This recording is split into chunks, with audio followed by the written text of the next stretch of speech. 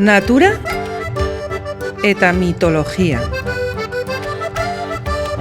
Gizakiak eta izakiak.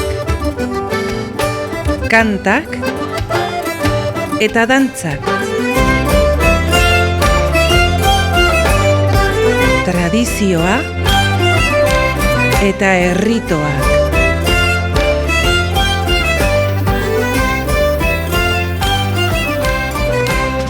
Gatazka eta konponbidea. Kezka eta ezinegona. Poza eta laitasuna. Auzolana eta ospakizuna. Ipuin musikatua. Ama lurra.